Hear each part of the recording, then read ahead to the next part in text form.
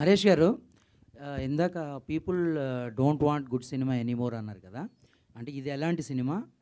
And another question is why Malli Pelli cinema only Kannada and Telugu?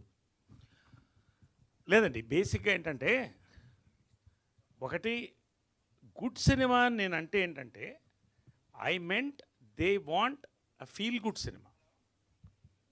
Feel good cinema is an experience which will bring in audience. Footprints రావాలి లోపలికి, tickets తెగాలి. జనానికి మనం చెప్పేటువంటి message కానీ, entertainment కానీ ఎక్కువ మందికి వెళ్ళాలి. So that is the idea. Good cinema అంటే ఏది గుడ్ సినిమా, ఏది బ్యాడ్ సినిమా? చిత్రం బళ్ళారి చిత్రం చేసినప్పుడు అసలు ఎవరు కొనలేదు దాన్ని, పక్కకి వెళ్ళిపోయారు. భయపడినప్పుడు జంజాల గారు చెప్పారు, ఇది డెఫినెట్ హిట్ సినిమా నువ్వు రాసుకో అని. అది సినిమా రిలీజ్ అయిన తర్వాత హిట్ అయింది, అది పెద్ద హిట్ అయింది. So that is that.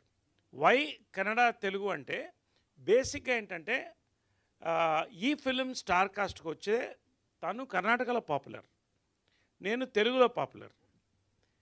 కాబట్టి ఈ రెండు లాంగ్వేజెస్లో కొంత కనెక్ట్ అవుతుంది అనేటువంటి ఒక ఆలోచన. ఇది తీస్తే నిజంగా అయితే ఒక 600 లాంగ్వేజెస్లో తీయాలి. జాపనీసు, చైనా, ఇండోనేషియా కూడా తీయాలి.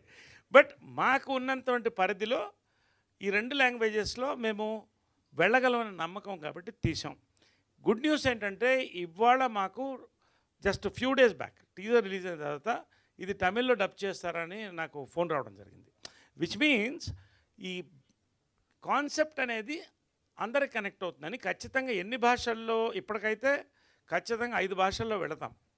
ఫ్యూచర్లో అన్నీ కుదిరితే ఇంకా ఎక్కువ కూడా పెడతాం. God bless. I don't want to over dose on that.